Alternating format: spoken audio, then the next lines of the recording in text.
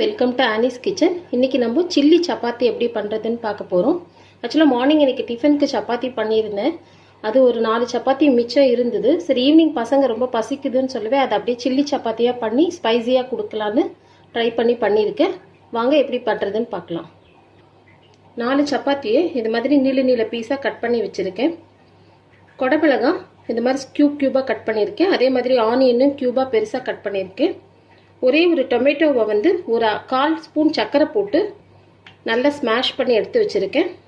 கொஞ்சம் பொடியாக கட் பண்ண இஞ்சி, பூண்டு, 2 பச்சை மிளகாய், தேவையான அளவு உப்பு, 1 spoon garam masala, 1 spoon காரப்பொடி, 1 spoon வந்து மஞ்சப்பொடி, தேவையான அளவு உப்பு, சோயா சாஸ் 1 ஸ்பூனு, கொஞ்சம் கருவேப்பிலை. இவ்வளோ தான் இதுக்கு தேவையான பொருள்.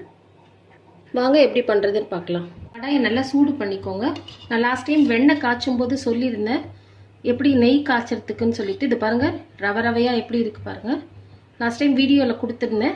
அந்த டிஸ்கிரிப்ஷன் வேணால் நான் கீழே கொடுக்குறேன், பார்த்துக்கோங்க.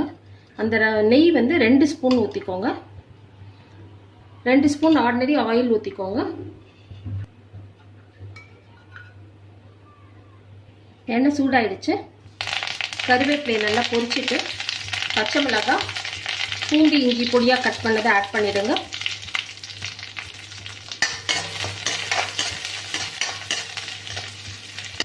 வதங்கின உடனே ஆனியன் ஆட் பண்ணிவிடுங்க. ஆனியன் ரொம்ப வதங்க வேண்டாம், 3/4 அளவு வெந்ததுன்னா போதும். இது கூட குடமிளகாய் ஆட் பண்ணிவிடுங்க.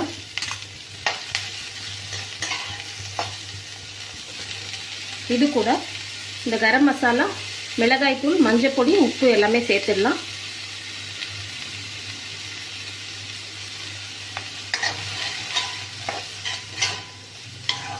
ஆல்ரெடி நம்ம பச்சை மிளகாய் சேர்த்துருக்கோம், ஸோ காரம் பார்த்து சேர்த்துக்கோங்க.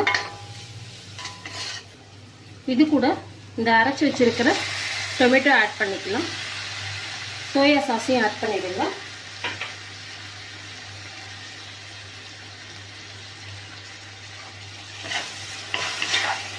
பாருங்க, வதக்கும் போதே நல்ல ஸ்மெல் வருது. நல்லா ஸ்பைஸியாக ஹோட்டலில் எப்படி இருக்குமோ அதே ஸ்மெல் நல்ல ஸ்பைஸியாக வருது. நல்லா வதக்கிட்டு இந்த ஆட் பண்ணியிருக்கிற இந்த சப்பாத்தியை ஆட் பண்ணிக்கோங்க.